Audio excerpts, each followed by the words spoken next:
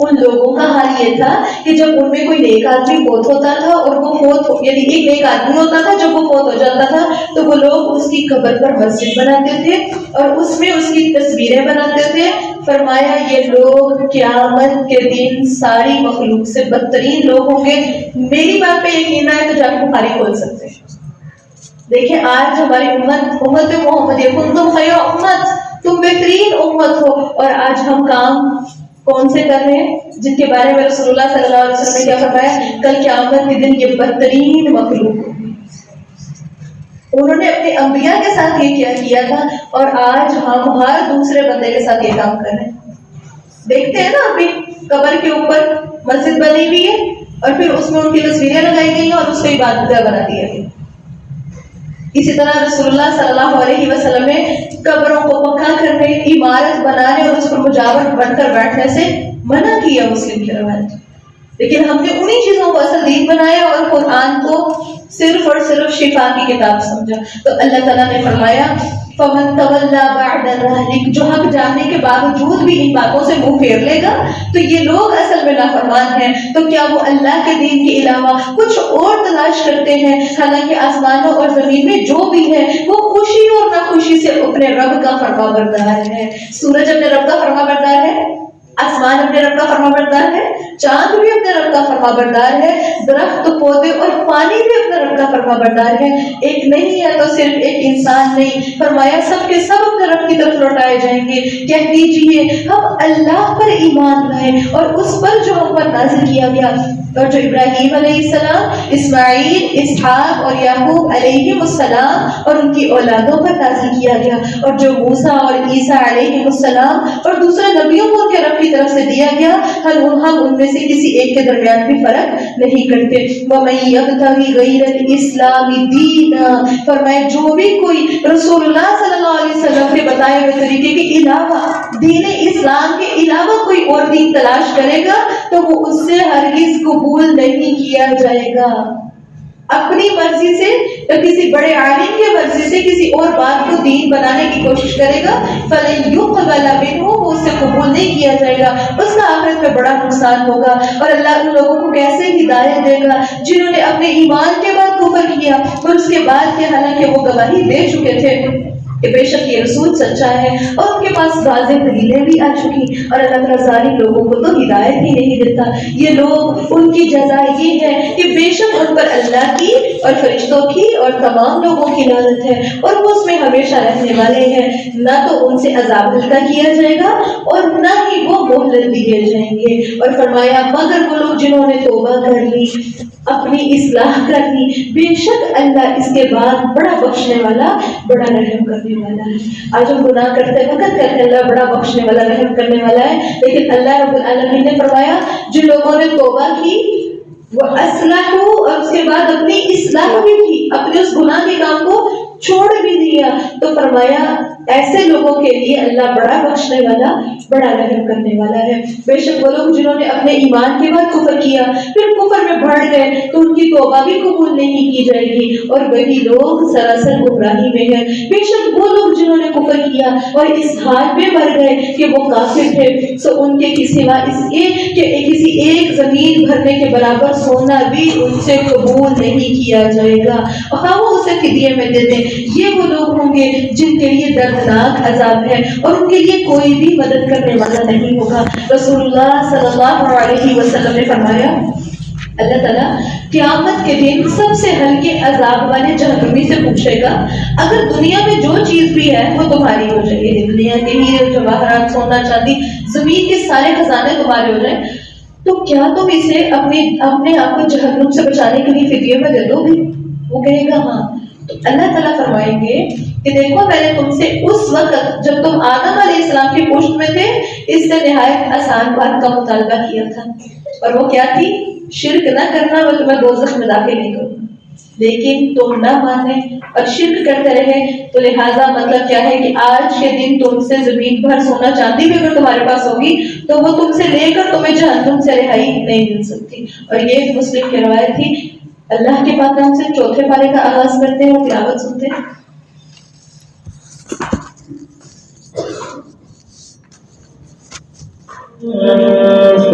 أعوذ بالله من الشيطان الرجيم لن تنالوا البر حتى تنفقوا مما تحبون.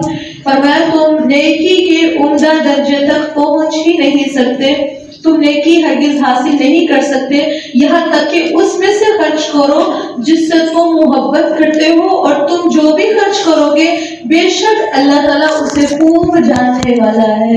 یہ مثال بالکل ایسے ہے جیسے کوئی کہے کہ اس چیز تک پہنچنے کے لیے، جس مثال ہے کہ اس لائٹ تک پہنچنے کے لیے، ہاتھ پہنچانے کے لیے آپ کو ایک ٹیبل کی ضرورت ہے، اس پر چڑھے بغیر آپ لائٹ نہیں اتار سکتے.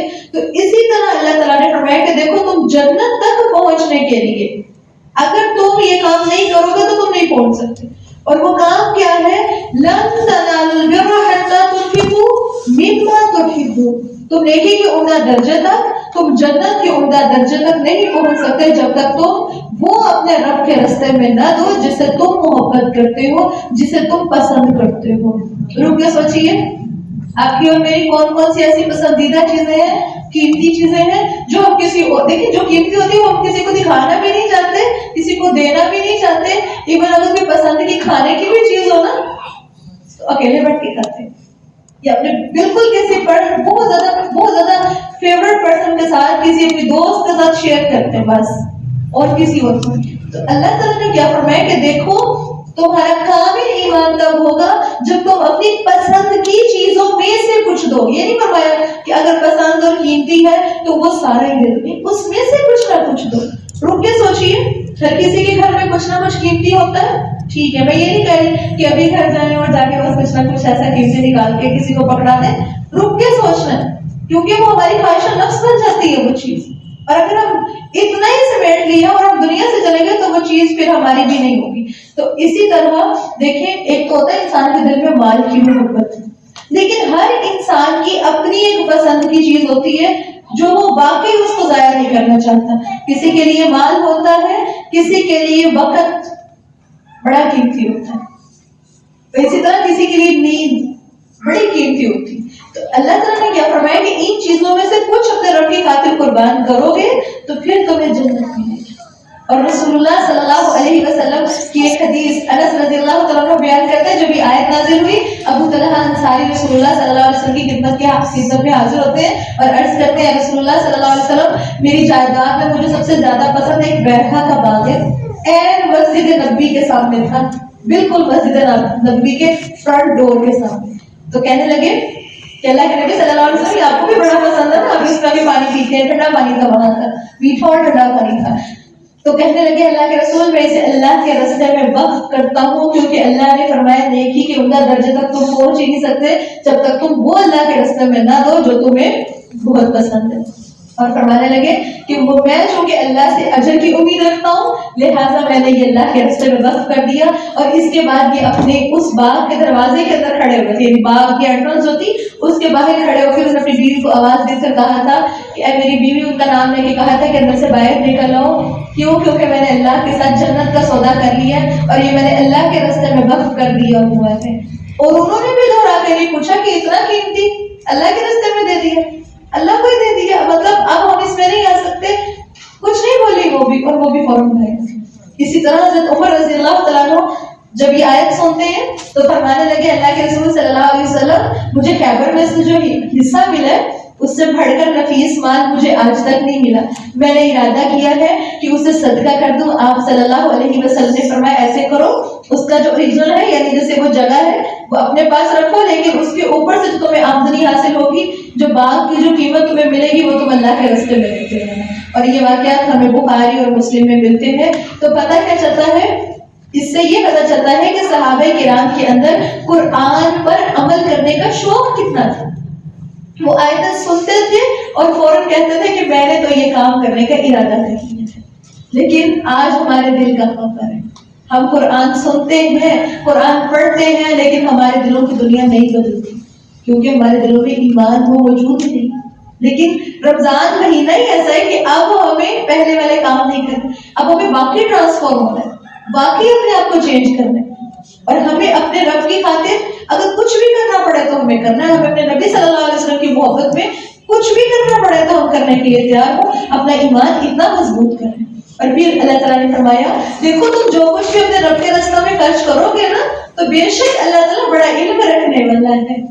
آپ کسی کو کچھ دے رہے ہیں، اس بندے کو سمجھ نہیں ہے کہ کتنا کتنا کہاں سے آگے، لیکن اللہ نے فرمایا اللہ کو سارا حساب ہے کہ تم نے کب کہاں کتنا نہ چاہتے ہوئے اپنے رب کے راستے میں دیا۔ اور فرمایا کھانے کی ہر چیز بنی اسرائیل کے لیے حلال تھی مگر جو اسرائیل نے اپنے اوپر خود حرام کر لی تھی، اس سے پہلے کہ تورات اتاری جائے کہہ دیجئے کہ تورات لاؤ پھر اسے پڑھو اگر تم واقعی ہی سچے ہو، پھر جس نے اس کے بعد اللہ پر جھوٹ باندھا تو وہی ظالم ہے۔ روایت سے پتہ چلتا ہے کہ یعقوب علیہ السلام نے کہا تھا، ان کو ایک بڑی طویل بیماری لگ گئی تھی تو انہوں نے کہا تھا کہ اگر میں ٹھیک ہو گیا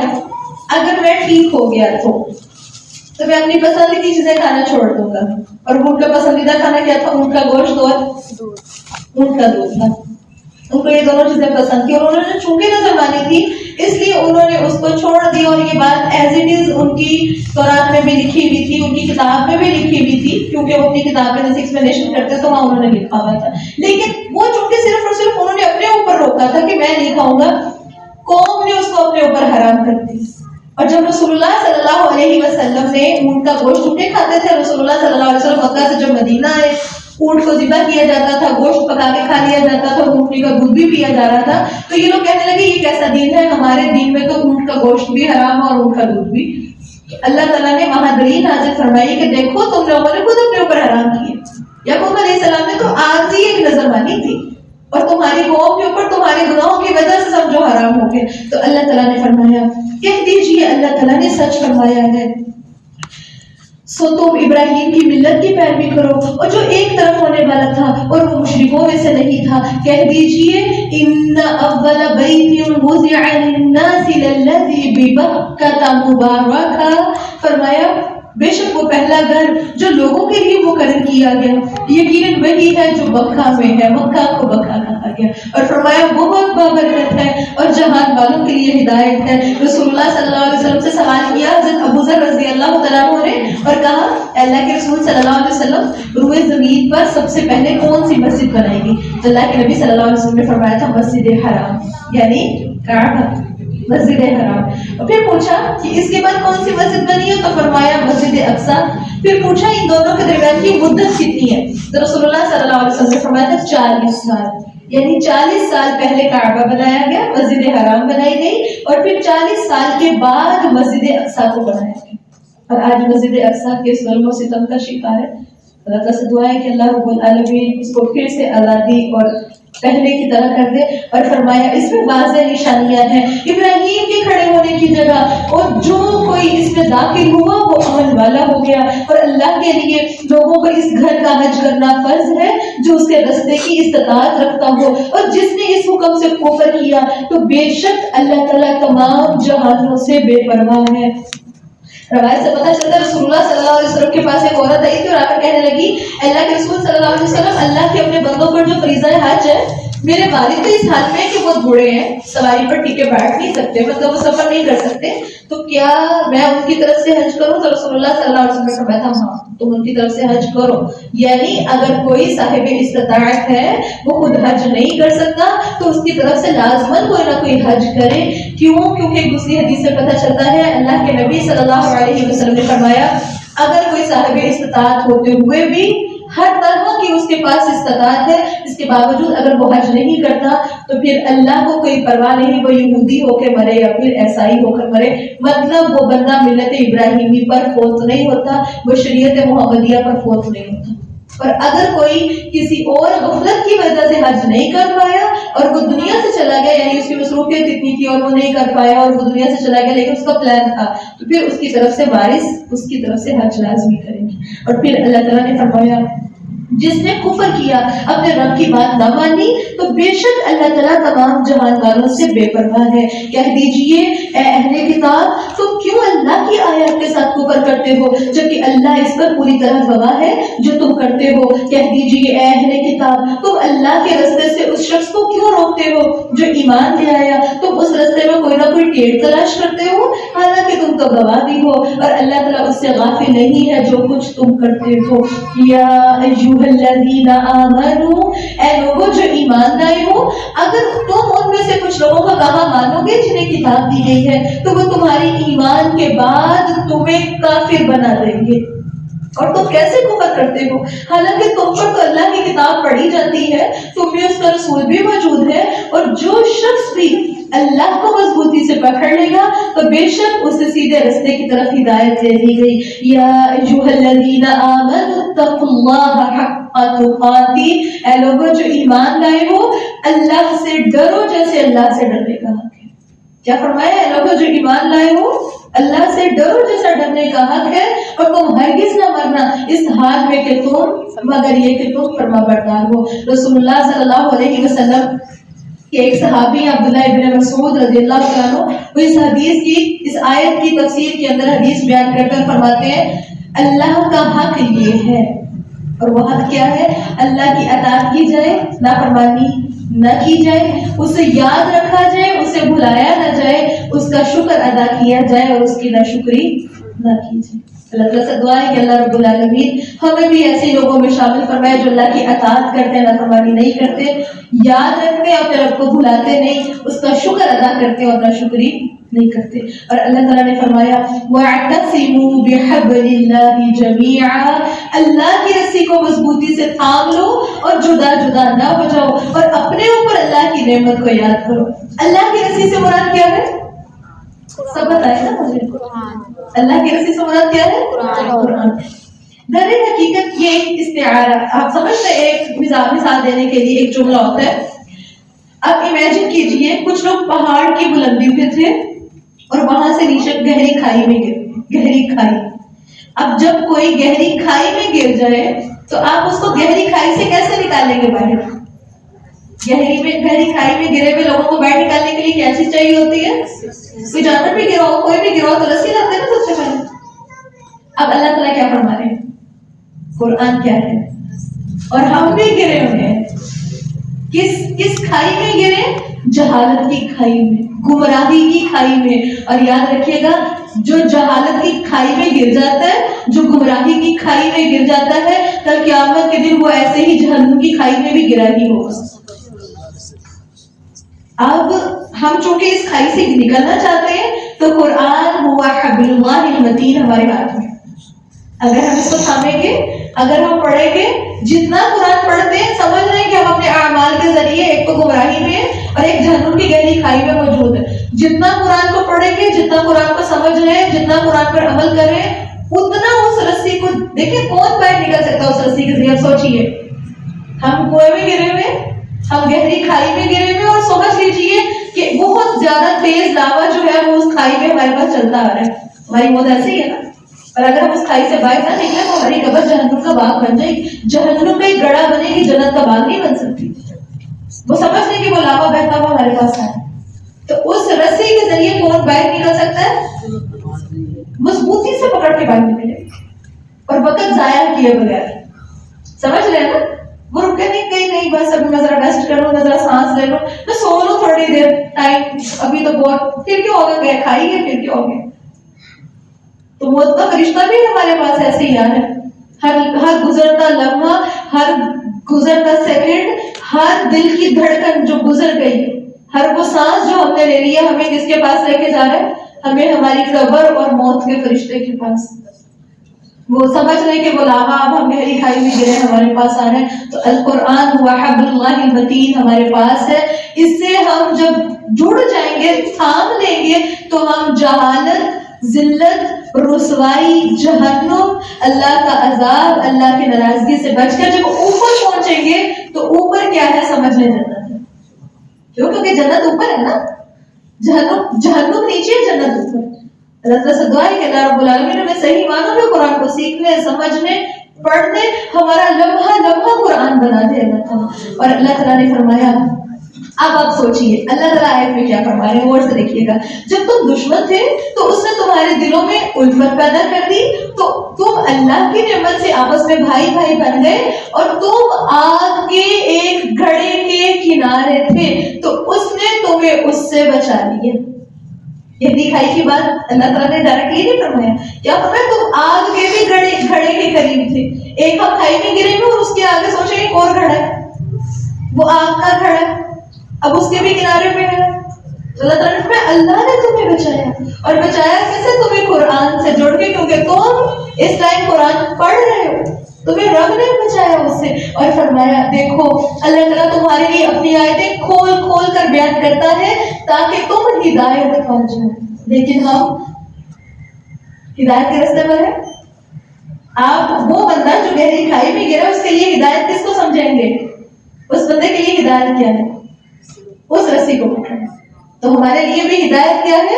قرآن کو صحیح معنوں میں اپنی زندگی میں نافذ کرنا اور قرآن کے ساتھ جڑنا۔ اور فرمایا لازم ہے کہ تمہاری صورت میں ایک ایسی جماعت ہو جو نیکی کی طرف دعوت دے۔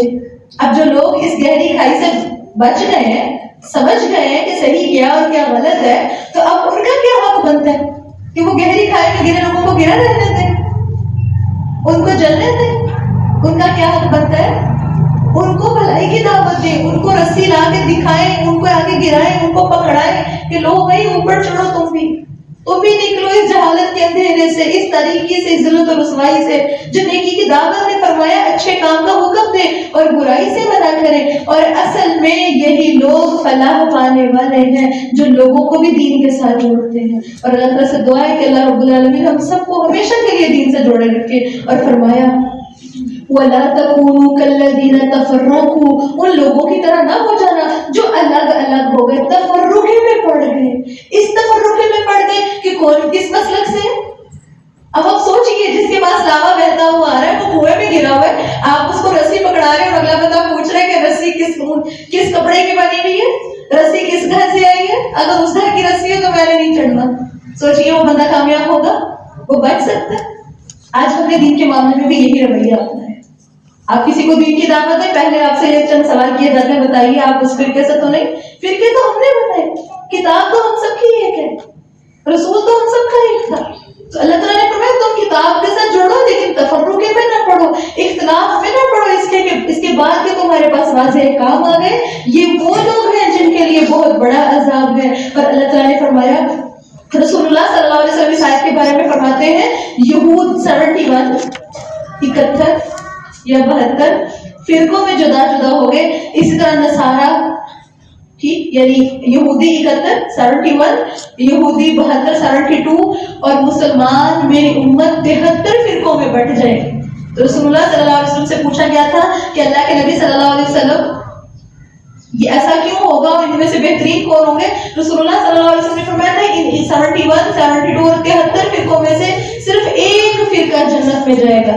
تو صحابہ نے پوچھا کہ اللہ کے نبی وہ کون سا ہوگا؟ تو اللہ کے نبی نے فرمایا تھا ما انا علیہ واصحابی، جو جس طریقے پر میں اور میرے صحابہ ہیں، جو اس راستے پر چلے گا وہ جہنم کی آگ سے بچنے والا ہے۔ سلف صالحین بات کی، ہمارے اماموں کا اختلاف بعد کا اختلاف ہے، اصل صحابہ کا طریقہ کار تھا، اصل قرآن ہے ہمارے پاس، ہم اس کو چھوڑ کے اور بعد کی باتوں میں پڑ گئے۔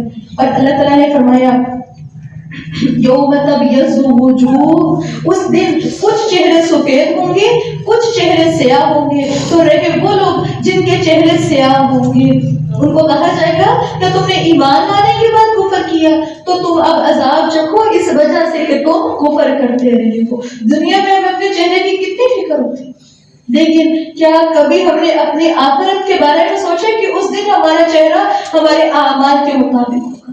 دنیا کے سیاہ چہرے کل قیامت کے دن چاند کی طرح چمک رہے ہوں گے، اور دنیا کے خوبصورت حسین چہرے کل قیامت کے دن سیاہ ہو گئے ہوں گے۔ اور آپ آگے پڑھیں گے اللہ تعالیٰ نے فرمایا وہ چہرے ایسے ہوں گے جیسے رات کے اندھیرے کا ٹکڑا ان کے چہروں پہ چھا گیا، ایک تاریکی چھا گئی۔ اور اللہ تعالیٰ نے فرمایا رہے وہ لوگ جن کے چہرے سفید ہوں گے وہ اللہ کی رحمت میں ہوں گے، اس میں ہمیشہ رہنے والے ہوں گے۔ یہ اللہ کی آیات ہے جو ہم آپ پر حق کے ساتھ پڑھتے ہیں، اور اللہ تعالیٰ جہانوں پر کوئی بھی ظلم نہیں کرنا چاہتا۔ اللہ تعالیٰ ہی کے لیے آسمانوں اور زمین میں ہے وہ سب کچھ ہے، اور اللہ ہی کی طرف تمام کام لوٹائے جاتے ہیں۔ کنتم خیر امۃ اخرجت للناس، तुम बेहतरीन उम्मत हो। अच्छा कहते हैं ना बेहतरीन उम्मत है, अल्लाह ताला ने फरमाया बता दिया हमें तुम बेहतरीन उम्मत हो, लेकिन क्यों हो? क्योंकि तुम लोगों के लिए बनाई गई, लोगों के लिए निकाली गई हो। तुम अपने जाती मफाद के लिए नहीं पैदा किए गए, तुम लोगों के भले के लिए पैदा किए गए हो। और फरमाया तुम नेकी का हुक्म देते हो, बुराई से मना करते हो और अल्लाह पर ईमान रखते हो। और अगर अहले किताब ईमान ले आते तो उनके लिए बेहतर था।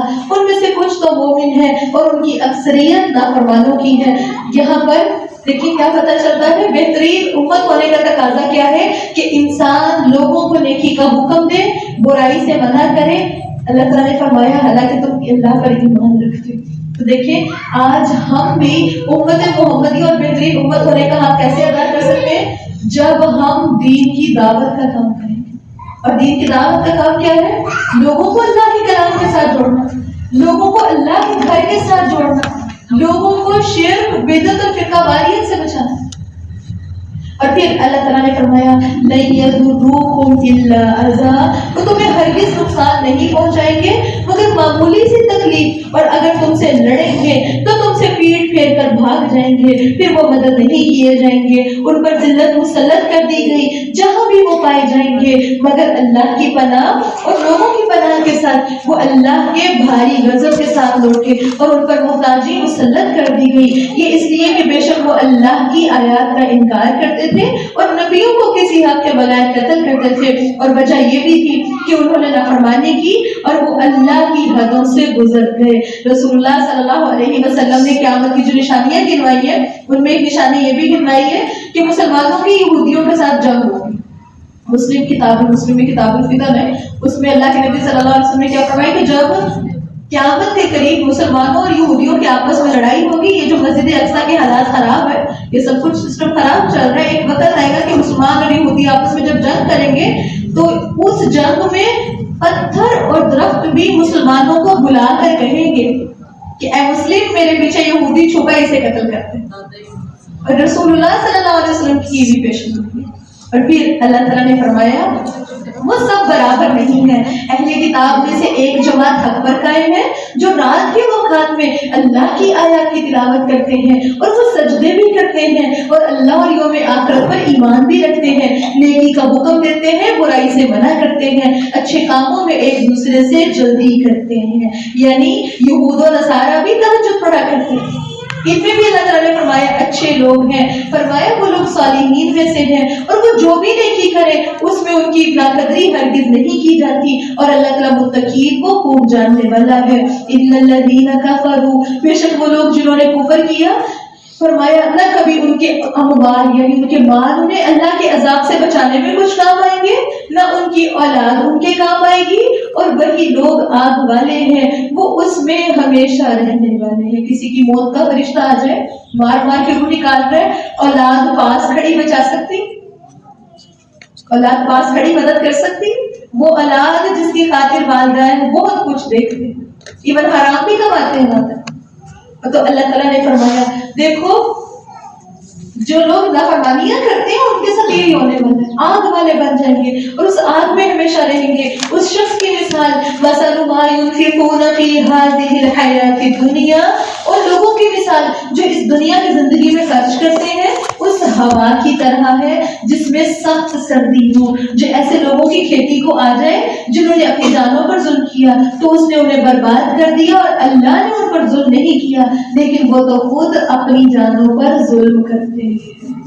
देखिए किसी का खेत पक के तैयार है, लेकिन आप जानते हैं ना कि अगर शदीद ठंडी हवा चले, बहुत शदीद, एक तेज भी और एक ठंडी भी है, खेत अपनी जगह पर करार रहेगा, वो फसल अपनी जगह रहेगी। तो अल्लाह ताला ने फरमाया ये कहानी के लोगों की जो लोग अपनी जानों पर जुल्म करते हैं, शिर्क करके, रियाकारी करके, गोया सब कुछ जाया हो गया। और फरमाया ऐ लोगों जो ईमान लाए हो, अपने सिवा किसी को दिली दोस्त ना बनो, यानी मुसलमानों के अलावा काफिरों या गैर मुस्लिमों को अपना दिली दोस्त ना बनाए।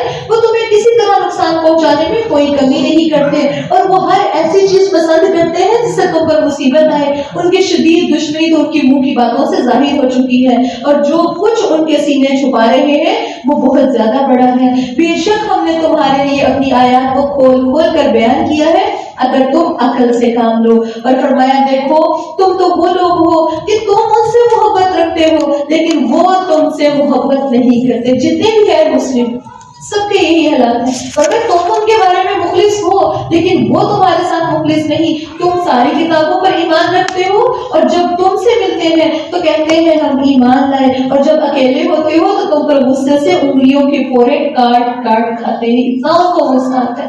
ہر دور کے غیر مسلم ایسے. یقین کریں آپ آج کے بھی غیر مسلم سے اگر بات کریں نا کہ ہمارا دین ہمیں یہ سکھاتا ہے, تو آپ کو آپ کی غیر مسلموں کی میجورٹی یہ کہتی سنے کہ ہاں ہمیں سب کچھ پتہ ہے, ہم تو آپ مانتے ہیں, اللہ کو مانتے ہیں, ہم تو نہیں ایسا کوئی بھی غلط کام کرتے, ہمیں تو بڑا شوق ہے مسلمان بن جائے. کب کے بنتے ہیں, بلکہ کچھ لوگ یہ بھی دعویٰ کرتے ہیں کہ بس ہم نے قریب مسلمان ہو جائیں. لیکن وہ کہاں پر مخلص ہے؟ اپنے ہی کاموں کے بارے میں, اپنے ہی دین پر جمے ہوئے ہیں. تو اللہ نے فرمایا کہہ دیجیے اپنے غصے میں مر جاؤ, بے شک اللہ تعالیٰ ان اللہ علیم بذات الصدور, اللہ تعالیٰ خوب سینوں کے رازوں سے واقف ہے. اگر تمہیں کوئی بھلائی پہنچے تو انہیں بری لگتی ہے, اور اگر تمہیں کوئی تکلیف پہنچے تو وہ اس پر خوش ہوتے ہیں. دیکھیں ہر انسان کی زندگی میں کچھ ایسے لوگ ہوتے ہیں فیملیز کے معاملے میں, اگر کوئی بھلائی پہنچ رہی ہے تو ان کو برا لگا, لیکن اگر کسی انسان کو تکلیف پہنچ رہی ہے تو اس ٹائم پہ کیا کرے, اچھا ہوا, یہ اس کے ساتھ ایسے ہی ہونا چاہیے تھا. تو اللہ تعالیٰ نے فرمایا اگر ایسے لوگ موجود ہوں وَإِن تَصْبِرُوا, اگر تم اس وقت صبر کرو, وَتَتَّقُوا, اور اگر تم اپنے رب کا تقوی اختیار کرو تو ان کی چالیں تمہارا کچھ بھی بگاڑ نہیں سکتی. آج ہمیں کوئی اتنا سا بھی ڈرا دے نا کہ ہم تمہارے بارے میں کچھ نہ کچھ کرتے ہیں تو ہماری نیندیں بیکار ہو جاتی ہیں اور ہم پتہ نہیں کتنی پریشانیاں لیتے ہیں. جبکہ اللہ تعالیٰ نے کیا فرمایا کہ دیکھو تم اپنے رب کا تقوی اختیار کرو, صبر سے کام لو, لوگوں کی چالیں تمہارا کچھ بگاڑ ہی نہیں سکتی. بڑے سے بڑے دشمن اکٹھے ہو جائیں. اب آپ وہ سین یاد کیجیے, رسول اللہ کے گھر کے باہر کافر کھڑے ہیں, گھر کا گھیراؤ کیا ہے, لیکن رسول اللہ نے صبر سے کام لیا, اللہ پر بھروسہ کیا تو اللہ نے بچایا, اللہ کی مدد آئی. تو اللہ تعالیٰ نے فرمایا بے شک اللہ تعالیٰ خوب گھیرے ہوئے ہیں جو کچھ وہ کرتے ہیں. اور وَإِذْ غَدَوْتَ مِنْ أَهْلِكَ تُبَوِّئُ الْمُؤْمِنِينَ مَقَاعِدَ لِلْقِتَالِ, فرمایا جب آپ صبح صبح کے وقت گھر والوں کے پاس سے نکلے ہیں, مومنوں کو لڑائی کے لیے مختلف ٹھکانوں پر مقرر کر رہے تھے, تو اللہ تعالیٰ سب کچھ سننے والا اور جاننے والا تھا. غزوہ احد کا ذکر کیا جا رہا ہے. بدر میں غزوہ بدر کا سین ہم انشاءاللہ آگے پڑھیں گے. غزوہ بدر میں چونکہ مسلمانوں کو بہت بڑی شکست ہوئی, کافروں کو بہت بڑی شکست ہوئی تھی, تو مسلمانوں سے بدلہ لینے کے لیے بہت تیار تھے. تو انہوں نے ایک اپنا بڑا لشکر تیار کیا تھا, ایک بڑا لشکر تیار کیا, اور وہ مسلمانوں سے جنگ کے لیے جب نکل کر آئے ہیں تو رسول اللہ صلی اللہ علیہ وسلم اپنے ساتھ 1000 لوگوں کی فوج لے کر نکلے تھے کافروں سے جنگ کرنے کے لیے.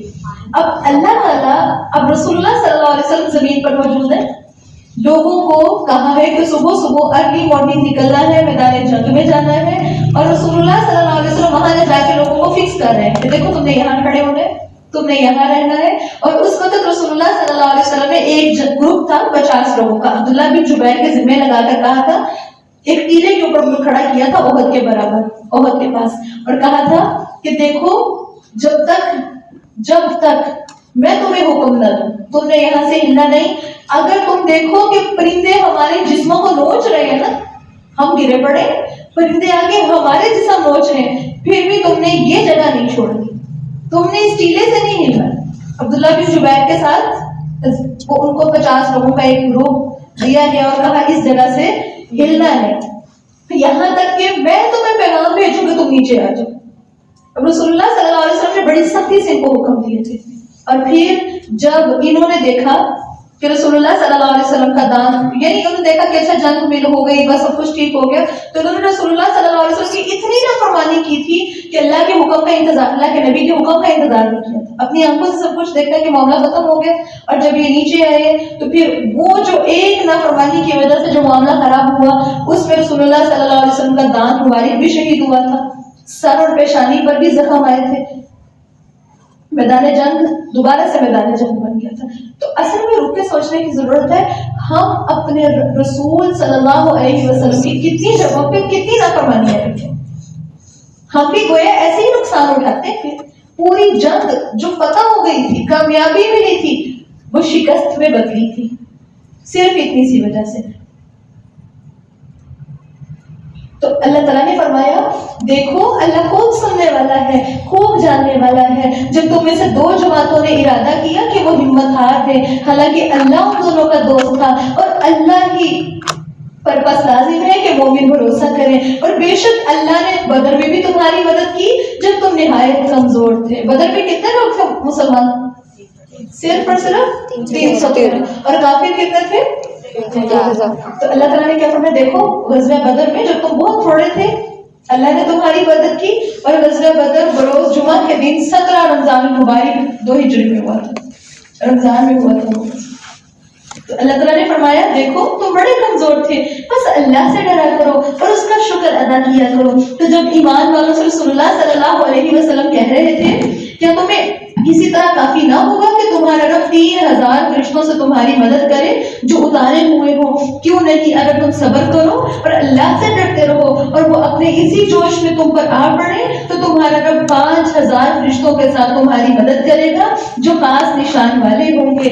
اللہ نے اسے نہیں بنایا مگر تمہارے لیے ایک خوشخبری تاکہ تمہارے دل اطمینان حاصل کریں. اور مدد نہیں ہے مگر اللہ کے پاس سے مدد آتی ہے تو صرف اللہ کے حکم سے آتی ہے جو سب پر غالب اور حکمت والا ہے. ہم اپنی طرف سے 100% ہر طرح کی محنت کر لیں، سب کچھ کر لیں، لیکن جب تک اللہ کی مدد نہ ہو ہم کچھ نہیں کر سکتے. تو فرمایا تاکہ وہ ان لوگوں کا ایک حصہ کاٹ دے جنہوں نے کفر کیا یا انہیں ذلیل کر دے، بس وہ ناکام واپس لوٹ جائیں گے. پھر اختیار میں اس معاملے سے کچھ بھی نہیں، یا وہ ان پر مہربانی فرمائے یا انہیں عذاب دے کیونکہ بے شک وہ ظالم ہے. اور اللہ تعالیٰ کے لیے ہے جو کچھ آسمانوں میں ہے اور جو کچھ زمین میں ہے، وہ جسے چاہتا ہے بخش دیتا ہے اور جسے چاہتا ہے عذاب دیتا ہے.